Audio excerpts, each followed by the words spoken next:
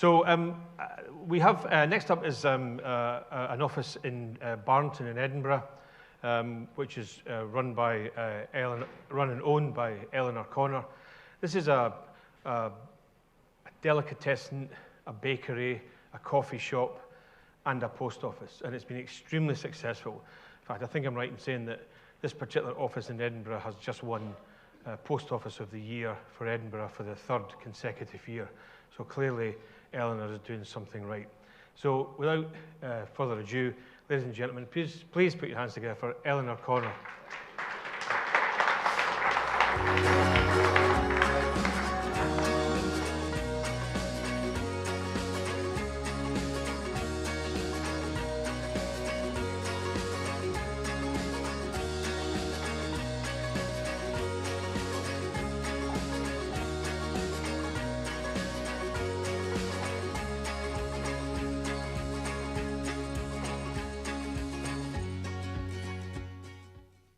Thank you so much, guys, for having me today. Quite an honour. So I'm here to talk to you about my business.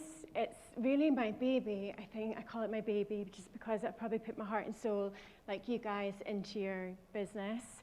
I've had my shop now probably about 7 years, but 5 years ago, we rebranded and we changed the name to Envelope and Bacon. So when I was choosing the name, I wanted something different, something that would stand out, and something that people would walk past and then instantly sort of recognize what we're about. So I chose my 2 biggest selling products, which is bacon rolls from our takeaway, and envelope for obviously reasons for the post office. And then we married them 2 together. And as you can see, we've highlighted the P and the O in the envelope and bacon to stand out for the post office. So I'm just going to give you a quick visual tour of the shop for those, obviously, you've not seen. When you walk in, on the left-hand side, you can see the display of, this is where we have a lot of seasonal products and lots of nice things to buy, like gifts, chocolates, cakes. It's almost like things that people would pick up if they're visiting somebody and they want to take a nice gift. And as you go towards the back of the shop, we have our stationery. We have quite a lot of stationery that we sell, and also we have then our teas and coffees. And on the back wall, we have our post office. We are just a local post office, so we just have 1 counter. But it's a really nice to have because on the left-hand side is where people queue up and stand and wait for the post office. And as they're doing this, it's inevitable that they'll see something on the shelf and go, that looks nice, or oh, I quite fancy that. So by the time they actually get to the post office to buy whatever they need to buy, they've actually got something in their arm that they probably didn't need to buy, but obviously wanted to buy. And then on our back row, we have our post office. On the back right as well, we have a small area for dry cleaning, which I'll go into shortly. And then as you're walking out of the post office, you have to walk past a large selection of greeting cards. We have some on spinners as well, and we also have our lovely big spinner full of lovely napkins. And then as you come to the sort of right-hand side, we have our bakery, and we have our takeaway menu behind that as well. And we have a small seating area at the front of the shop. So this is the reasons why you would visit us. We're not just a post office, we're not just a bakery. We have so many different arms and branches for people to come and have a look. So reasons why they would come and visit. So we use in our bakery, we use a local family-run bakery. They're quite famous in Edinburgh and Fife. They're called Fisher and Donaldson's. They've been around for about 100 years. So they're very well known locally, and they specialize in really nice quality food, especially their pies, breads, and they have famous fudge donuts, which are amazing. And people do travel far and wide just to come for these fudge donuts. So then we incorporate their food as well into our takeaway. So we use their rolls for all our hot roll menu, and we make fresh salad and sandwiches on the day, and everything is sort of married together, incorporated in that. We also have a large selection of teas and coffees, and we have a cold drinks cabinet too. So it's a nice idea when sometimes people will come in the shop and they'll just shout, oh, can I get a bacon roll or can I get a coffee? So by the time they go up and order, you do what they need to do at the post office, on the way back they can grab some food or some lunch. So it kind of ties in quite nicely.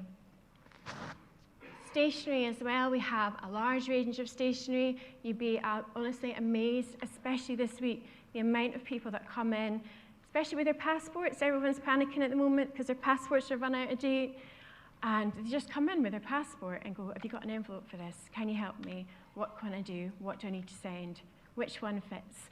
So we have a big range of mailing bags, envelopes, tape, and say like brown paper. That's probably one of our best sellers. I'm just a small business and I can't compete with supermarkets. So to be honest, I don't even try. So everything I have in my shop, I won't stock it if a supermarket stocks it.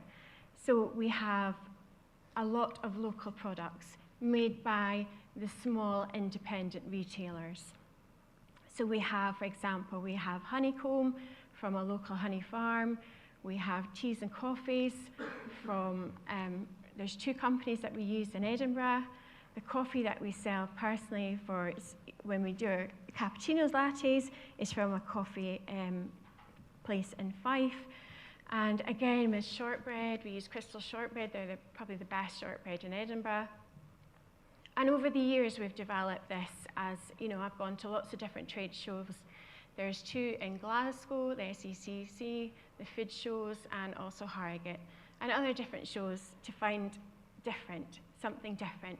And people will come in our shop because they're looking for something special, they're looking for something different.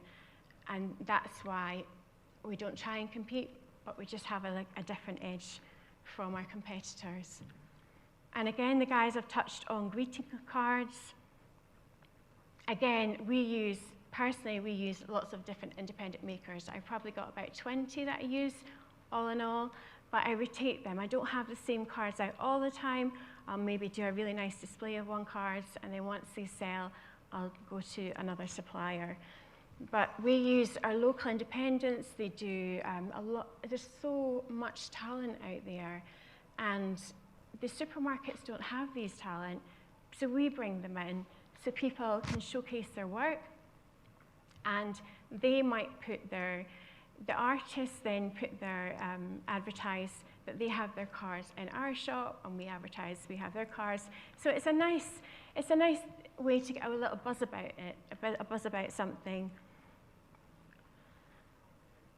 As I showed, we have a wee seating area at the front, and we just have a table and chairs so people can sit when they're waiting for their takeaway to look out the window, and there's also just a little chair area as well, which is quite nice, because even if somebody comes in and they're going to have a quick coffee, and they're going to write their envelope, and they're going to package up their parcels, they've got a little area that they can go as well.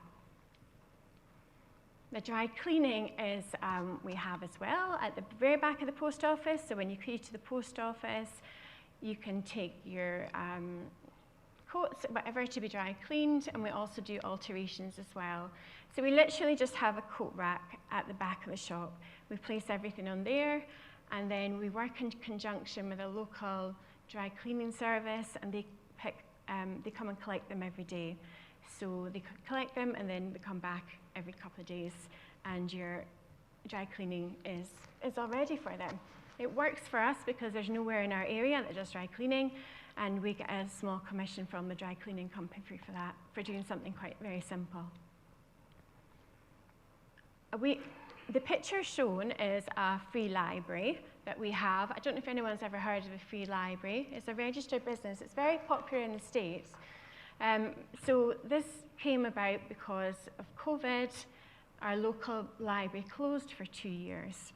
So we join the free library. We have some bookshelves in our store, and people just come and donate books. They can take a book, they can read it, they can bring it back, or they can keep it, and they can just drop off something else at any time. We've had this going probably for about 2 years now, and I've never once had to buy a book to top up. In fact, in the back cupboard, I have so many books that people drop off. And some fantastic reads as well, lots of new ones, and they also drop off jigsaws and games as well. So it's something for everybody. It's quite exciting actually when someone comes and drops all the books off, because we have first rummage and see what's around. And we also have a pop-up stall. So we have a sort of table area as well. So we make this seasonal. It's just an additional display space where we have our merchandise. Very popular at Christmas, because I make up Christmas hampers from the goods that we have in store. But the one currently I have is a vintage pop-up stop, which has, what have we got? We've got China teapots and China tea sets, and just little vintage little things and knick-knack. Because people like to come in the shop and always have a wee nosy and see what you've got and see what different things you're selling. To me, this is the best reason to visit us, and this is what I feel that we're so proud of. We are a massive part of the local community, and we just know so many people. We've been there 7 years now, and everybody who comes in, I mean, we have people that come in every day. We have, they're just like our friends. We know them all by name, so when they come in, we greet them. Nobody comes in our shop without getting a hello, or how are you? And it's the same when they leave. Everybody again gets a, oh, goodbye, and the chances are they'll probably stay in the shop. They'll chat, they'll buy something, and it's just a real community. And it's just a really nice feeling, because I think a lot of shops now you can get lost. It's quite soulless. You go in a shop and you don't have anyone to speak to once you've done the checkout. So it's nice, I think, to keep that alive. It's very important in this modern kind of soulless age. So how we reach our customers. So as we've touched on, we have a bakery, we have the takeaway, post office, dry cleaning. We also do our own branding as well for our own store. We're quite a unique store. So we have our own jams and chutneys, and we do our own cakes. And it's quite a nice thing for somebody to buy, because you can only actually buy it in our store. There's nowhere else in the world that you can buy it. And we use the chutneys on our products, our sandwiches that we make. So when somebody says, oh my God, that was so good, where did you get that from? I'm like, there you go, right on the shelf. So it does work, and people do love it, and it's just a nice talking point and something different for people. Social media is another way that we reach out to our customers. I don't honestly believe you can have any kind of business nowadays without some form of social media. Facebook is massive for us. I think we're just a small store, but we've got about over 2,000 Facebook fans. And Instagram, we have about 600. So they're slightly different, as Instagram I feel is more interested in pictures. It's very visual. They like to see, if I take pictures of food, they like to see what you're making, and it does really work. Sometimes I make fresh quiches, and in the morning I'll take a picture of a quiche that we've made, and by lunchtime people actually goes, oh my God, I saw that quiche today. I just so wanted that for my lunch, and it really does work. So it's a draw to get them in. It's an excitement for them to come in, and once they're in, inevitably, they don't just buy the quiche, they'll maybe have a coffee, they'll grab a book, and they'll maybe post something while they're here. So it's a really amazing tool. Facebook very much so as well. It's more people, very community-based. Everybody likes to chat now, especially on Facebook. They quite often leave a comment on our photos. And if we're leaving, it's a great way of advertising things as well, that people, I can't reach them any other way.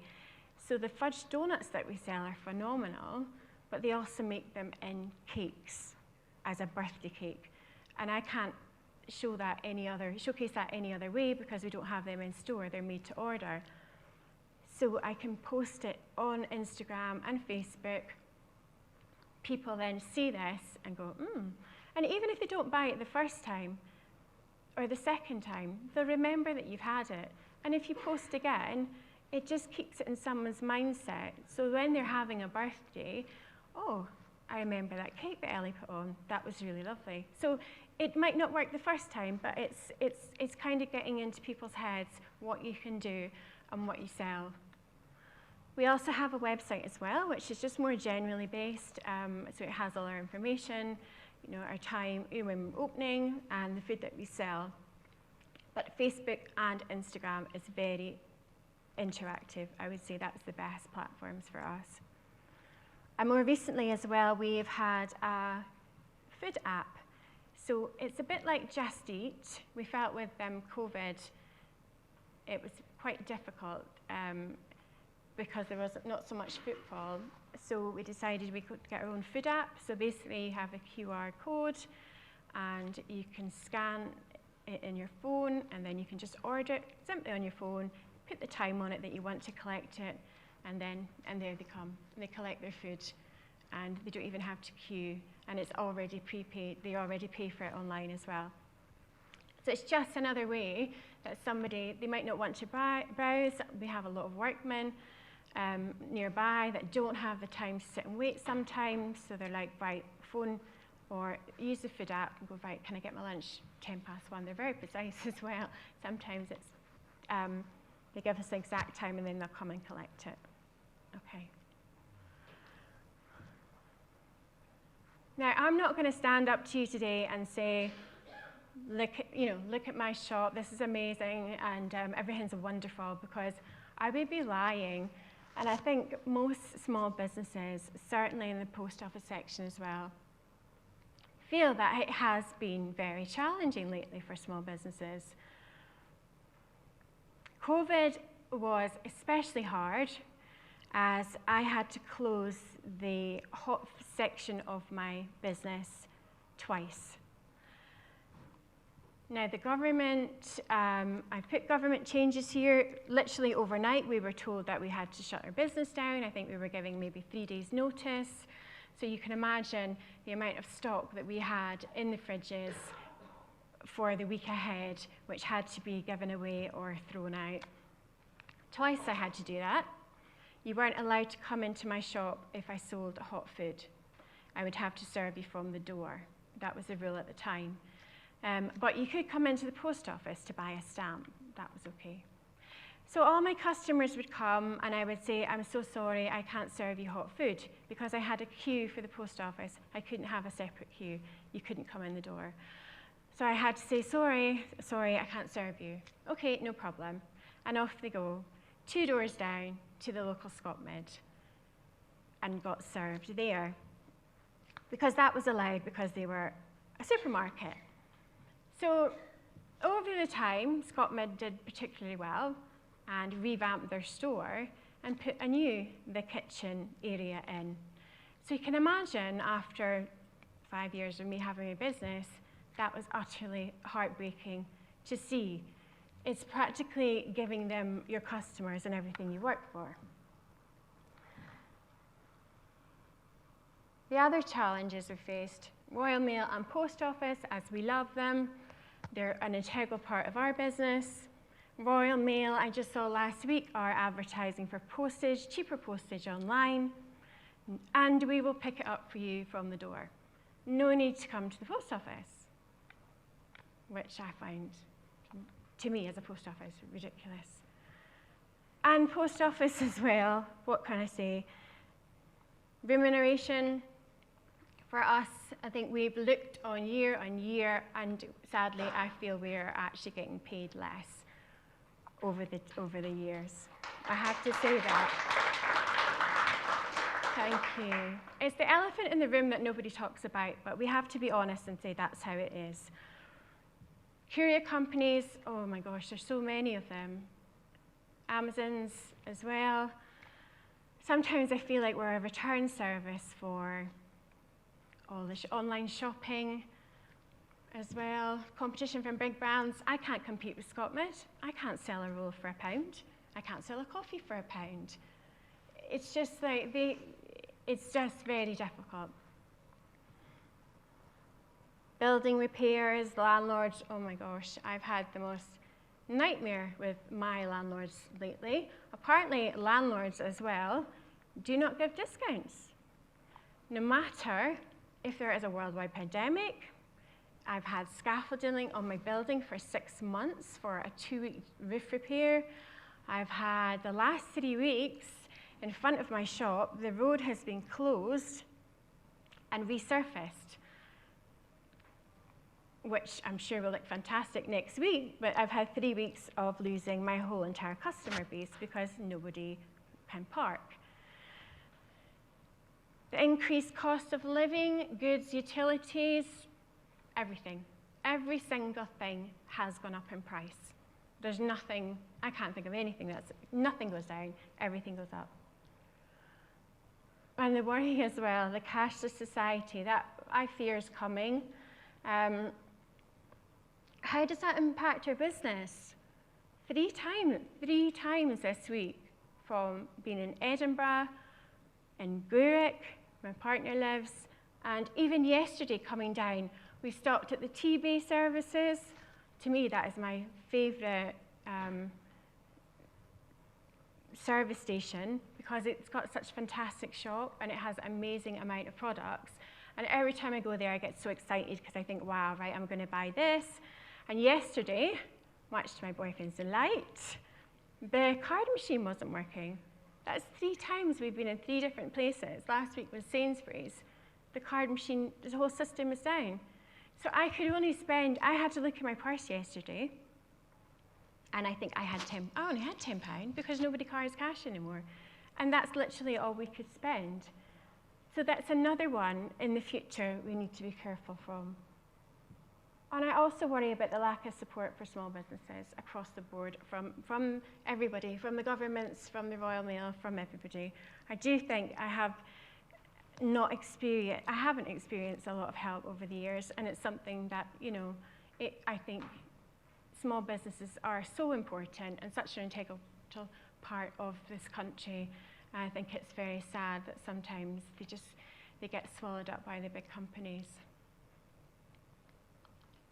So, forgot my poster. My poster is Keep Calm and Carry On. We actually have this poster in the shop. I've had it from day one.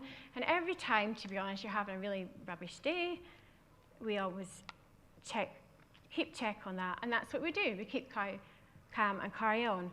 Because there's nothing on this slide, there's nothing that I can change. I can't change the government. I can't change a worldwide pandemic. I cannot even, no matter how much I've tried, to change my landlord views. It's just out of my control. So then I look and go, right, what can I do to help my business? Because these guys aren't going to help me, so what can I do? So it sounds quite obvious, but Nigel touched on it. Shop presentation. My shop is always clean. Every day, it's clean. You wouldn't believe the amount of times we sweep the floor from the dust and the workmen coming in, but we clean the shop constantly. So when you walk in, you have a nice feeling, it's nicely presented, and we often change our displays, so it's something attractive to look at. So for Valentine's Day, you saw the Mother's Day slide, especially Christmas, Halloween, everything is changed, and just to make it look attractive. We pride ourselves on excellent customer services. Like I said, anyone who comes in the shop, they always get a hi, how are you, an engagement, and to feel special when they walk in our shop. We try and find something different, always something different. We're not like I say, we're not a supermarket, we can't compete, but people will come to you because you sell something different and it's something they're looking for. And with that, we do try to support local. Socially, we regularly post. I try and post every couple of days.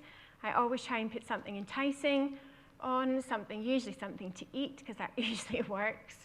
We try and update our website and an online shop as well. Online shop I don't currently have, but that's something that I need to do as well, either on my website or you can actually do it on your Facebook post. We're in a post office.